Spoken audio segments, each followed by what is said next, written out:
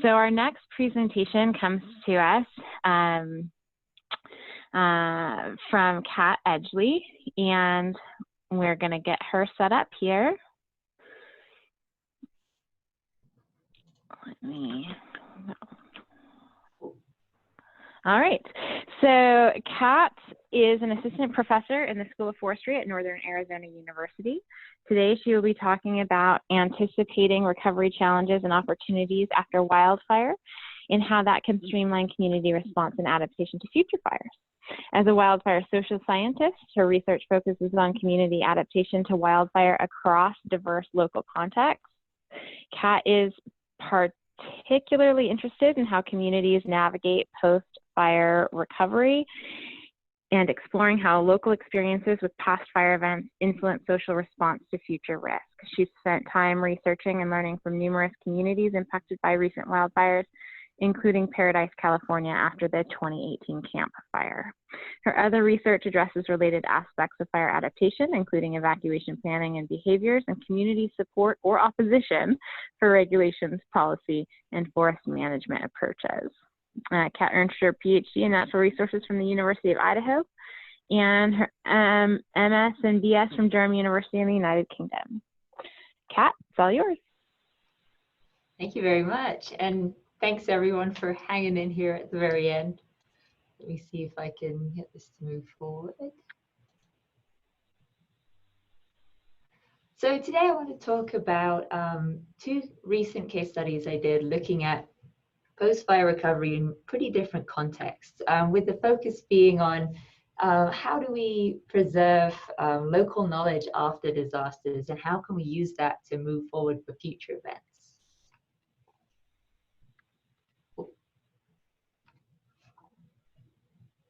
So before I dive in too deep, I want to kind of reiterate a lot of the stuff that the folks before me have said, kind of weave through my presentation today.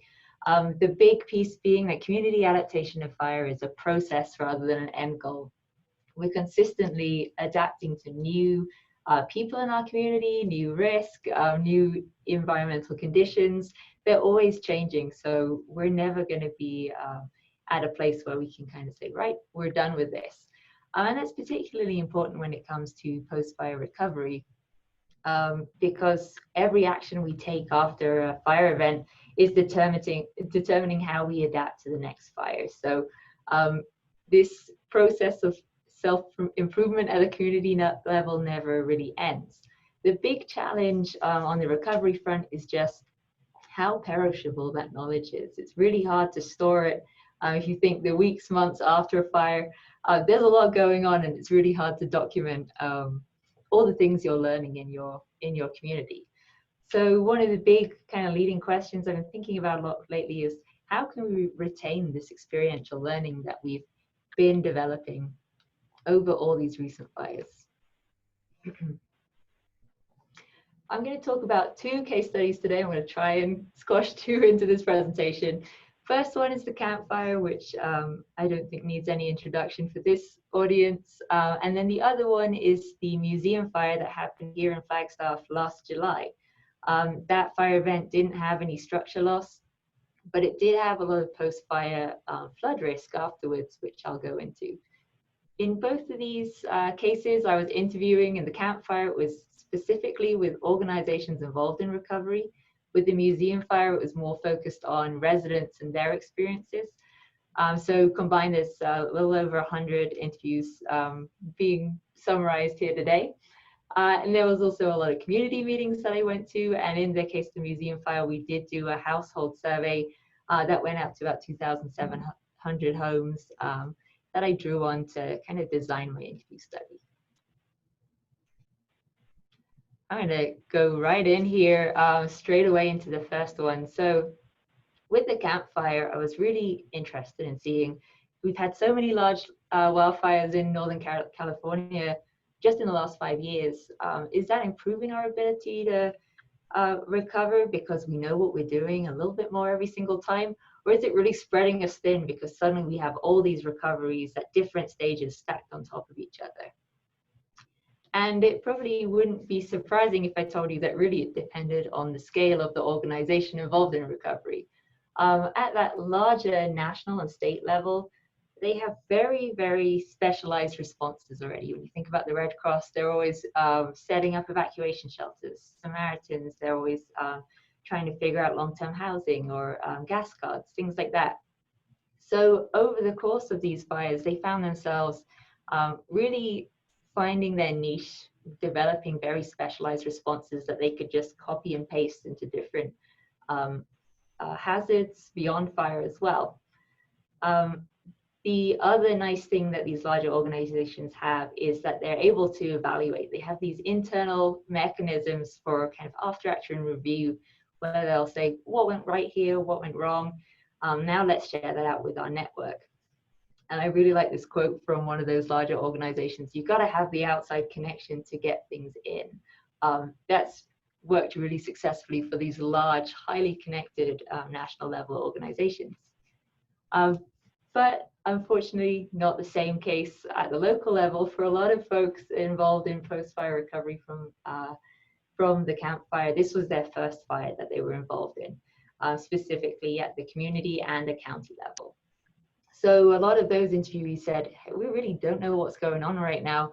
These larger level organizations just seem to have it together, and we're kind of still picking up the pieces and figuring out what's going on.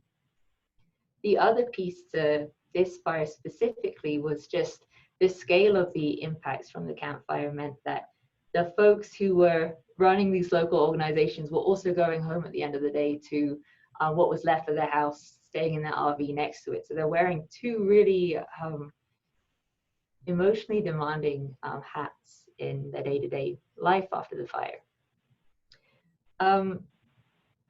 In the outset, a lot of folks kind of described to me, well, we thought when FEMA came, Federal Emergency Management Agency, they would bring us all together so that we'd all get in one room and go, okay, what are we all doing here to get involved in post-fire recovery? But in reality, that's really not FEMA's mandate. They're there to assess damages, find ways to channel money if it's appropriate. So once it became apparent, actually that's not what FEMA's here for, that interest in working with local organizations doubled down again. People came back to these local organizations and they're asking for things from one day, how do I remove this hazard tree on my property, to do you know where I might be able to find my cat? These local organizations just had to develop this huge ability to adapt to needs when they really had the smallest capacity or the lowest capacity of all these organizations to do that. So looking at that kind of visually, you know, in the top left here, those higher level organizations, they've got that internal review, then they're exchanging with each other. What did you learn? So United Way is a good example of that. But at the local level, we have to try and figure out how do we fill in this knowledge gap? So I saw two different kinds of emergent grassroots support systems to do this. The first was reaching out to like-kind positions, the other one, like-kind disasters. So a good example of like-kind positions is Paradise Irrigation District. Pretty immediately after the fire, recognized there might be something going on with our water, we need to check it's not contaminated. So they then reached out to people with similar positions in Santa Rosa after the Tubbs fire and said, well, what do you do in this? Who did you reach out to? What kind of testing did you do? And they were able to have this exchange about what was successful for them. But in those conversations, I heard a lot, you know, Santa Rosa only lost a section of their city. We lost an entire town in Paradise, essentially. So then they started to look, who has that kind of impact that they can tell us what they did there. So they were reaching out to New Orleans after Hurricane Katrina, City of Joplin after their tornado, and saying, we're seeing the same impacts or the same scale and damage of impacts. How did you navigate this? And I really like this quote that came out of one of these interviews. We're finding out that there's a portion of the wheel that we have to reinvent every time. No two fires, no two communities are the same. So if you find yourself in this position, take what you hear with a pinch of salt. You know your community better than anyone else, but it's good to hear what other people are doing. And that really structured a lot of that support in the initial kind of mid-recovery stages. So all this kind of led people to say, hey, who's going to tie the knot? You know, if it's not FEMA who's bringing together organizations at different scales, Who is it? And for the campfire, it ended up being the North Valley Community Fund. They first started collecting donations, and they got so many that they turned it into a formal grant application process, and then that kind of rolled into a lot of the long-term recovery group stuff too. But when I asked people who do they really want to see step up into that role in the future, a lot of people said CAL FIRE, the state level agency. It was well trusted. People felt like CAL FIRE knew what they were doing when it came to firing in these local contexts. And it was someone who wasn't going to move around. They're going to be there with you. And I've heard a lot of conversation recently about, can we have post-fire guides or navigators at regional or local levels who kind of help communities through. I think that's going to be really effective if it does work, but it's so critical that those guides or navigators are staying the course, because the turnover makes things really complicated for fire. Then I just wanted to kind of show this little vignette as well. Even if you're not directly impacted by the fire, you could very well be dealing with kind of the overspill of that. This map's a little small, but everyone was coming down Skyway from Paradise when they evacuated straight into Chico. Overnight, Chico's population increased 25%. So they went from just under 80,000 to a little over 100,000, and that was their 2030 growth estimate. They were planning for this a decade out. So you can imagine overnight, huge stress on infrastructure, the roads and water treatments, waste, garbage removal were really heavily impacted, and there's no additional funding for this. This isn't new structures being built just yet. So we couldn't get new taxes. There wasn't connection fees for wastewater removal. And because they're not directly impacted, it's really hard to get federal help. So they started thinking very creatively about how can they document the impacts they're seeing. And one of the things they came up with was that they strapped GoPros to the side of all their garbage trucks so that they could just record kind of endless loops of all their roads in town, so that they could demonstrate over time those impacts to their infrastructure. I want to go right into the museum fire here and talk a little bit about the post-fire flood risk aspect of this. So the museum fire was about just under 2,000 acres, and a few years before, in 2010, we had the Schultz fire here, which was a little over 15,000 acres. So order of magnitude bigger almost. But the Schultz fire brought with it phenomenal flood risk. It was the first time we'd really been thinking about that kind of thing in Flagstaff. It ended up damaging a lot of homes. There was a fatality. It was a pretty serious flood risk event with risk that still remains today. What's really nice about this area is that there seems to be a lot of retention in the people who worked on the Schultz fire. People who worked for the city now work for the county.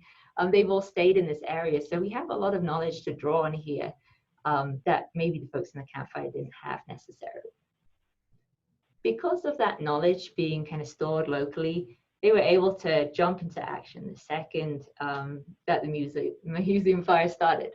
One of the immediate things that the county did was map flood risk. They hired a consulting modeling firm to look at where a potential flood channel could happen. So that was going out. We're deciding on sandbags, where they're going to go. And one of the most immediate things that kind of appeared in this was, how do we get our neighbors, people living next to each other, to coordinate? Collective action isn't just for pre-fire. We're needing it really badly on the backside of the fire here. If you don't place your sandbags correctly, or you decide not to do it at all, you're probably going to end up flooding your neighbor's house. So this, the county here just kind of really stepped up and did a lot of guiding based on their experience with the Schultz fire.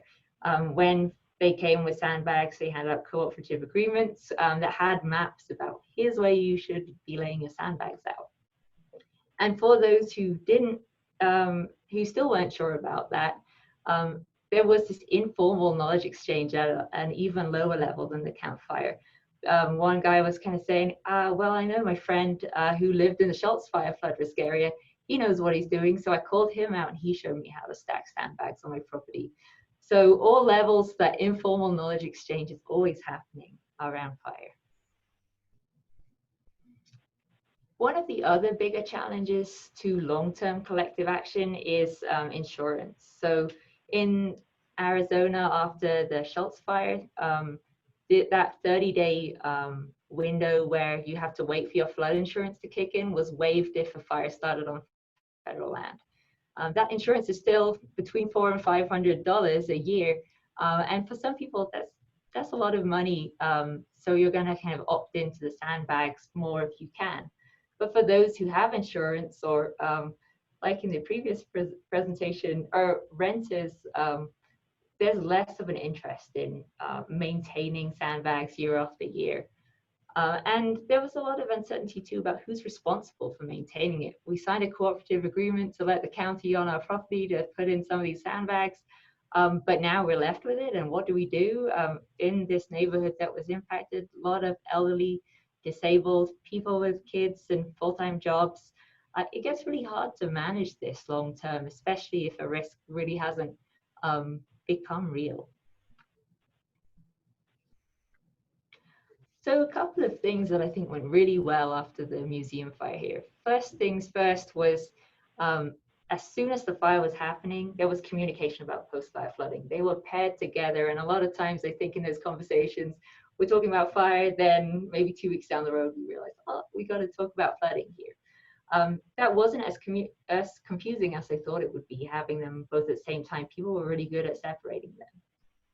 And it's better to over-prepare than under-prepare. A lot of people in these interviews are saying, the county seems to have gone a bit crazy on this, but I'm really glad that they did, because to me that demonstrates they learned from the Schultz fire. So you can demonstrate that you're reusing this local knowledge to gain trust long term. And I'll touch on this very briefly for our previous presentation, but communicating what you're doing, where and why is so important.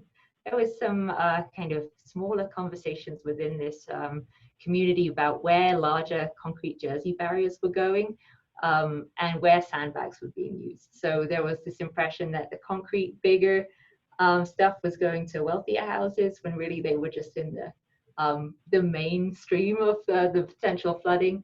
And that created a little bit of mistrust in the community out in that area. So if you got post-fire flooding after a fire, you're in for a long ride. The Schultz fire area still does have some flood risk, but they have spent, I think, more than $20 million at this stage on mitigation efforts to reduce that flood risk. The hardest thing now, looking forward to the museum fire, is how do we engage the public in this? How do we keep them interested long term? Especially because last year we didn't really have a monsoon season, so the flood risk didn't appear, and we're almost on track to have the same thing here again this year. I heard a lot of people say, we just need a good flood to get people engaged in mitigation again, and I hear that a lot on the front side too. If we had a fire, then people would really want to come to our group or our meeting. It would be really great if we didn't need to take things that far to get some kind of engagement. So what has been done really well here, I think, is we have the capacity here in Coconino County to bring the tools to them, which I recognize not everywhere can do. But right now, they sent out a few weeks ago a newsletter to all the houses in the flood risk area with their resources for this coming monsoon season. It included a phone number you could call and say, hey, I need some sandbags, and they drop off a pallet in front of your house.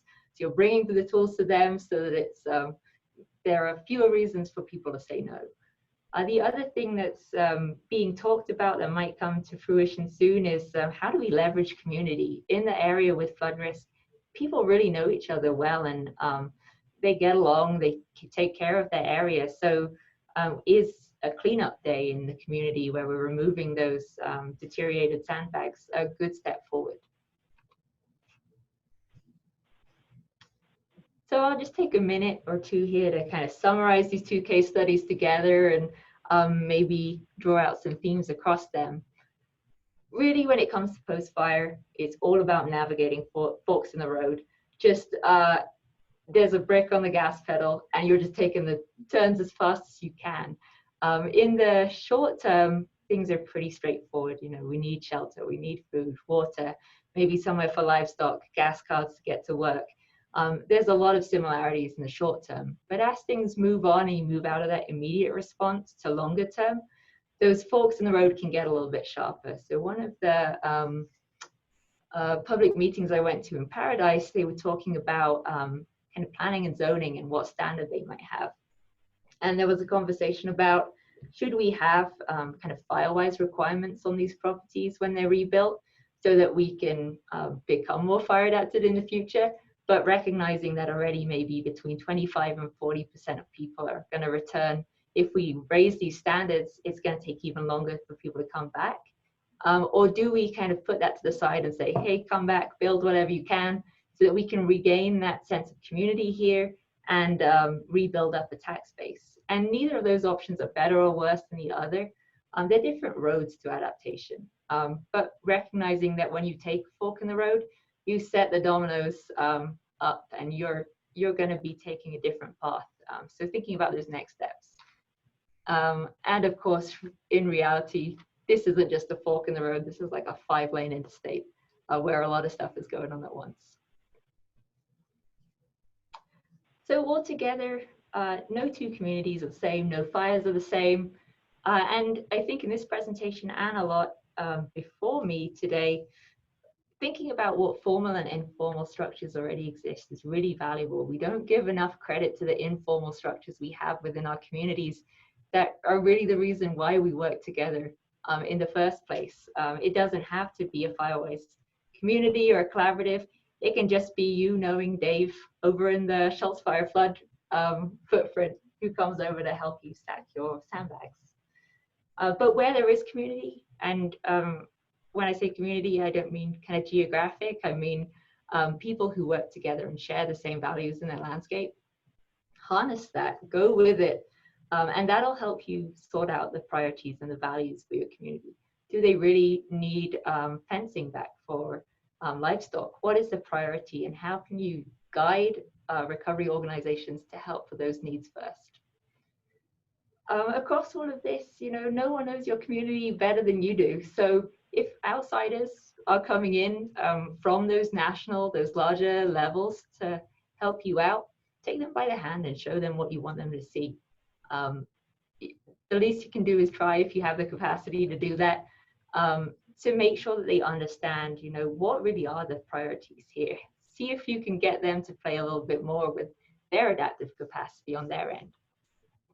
I think at the end of the day, you know, we're all gambling when we live in the WUI, but preparing for post-fire recovery before a fire even happens, you get to choose the cards in your hand a little bit more, versus after a fire, you're playing with what you're dealt. So even just today after this webinar, thinking for 5-10 minutes, who are your like-kind contacts? Who would you reach out to if you needed advice on what to do after a fire? That might take your 6 of hearts up to a 7. Okay, so I know that was a lot, quick, kind of shallow and broad rather than deep, but I think there's a little bit of time for questions, and I'd love to hear from you if you have any thoughts. Thank you so much, Kat. We have a couple of questions for you. One in particular focusing on this idea of receiving or receiver communities.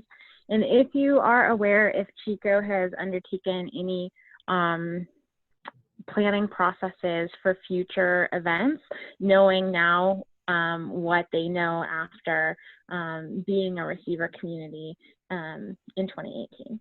That's a really great question, and I'm afraid I haven't kept up on it as well as I could have done. That data set, or those interviews, were actually done 2 months after the fire, so I went out in early February,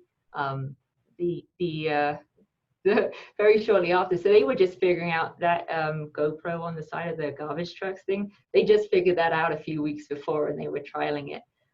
So at that stage, they were starting to look for their like-kind positions to reach out to, looking for people with similar positions, because they just didn't know what they were eligible for. They knew they couldn't get individual or public assistance from FEMA for this unless they could make a really good case under certain conditions. So they were looking at, well, can we go to the state? What's going on? So I don't know what's happened since then. I would hope also, I know there was discussion about, well, now they've reached their 2030 kind of population expectation or estimate 10 or well, I guess it was 12 years early then, they need to start rethinking that. So they were just starting to get underway when I was there. So I'm afraid I can't answer that, but I suspect maybe some, I think their city kind of meeting notes would be a great place to go to look for that.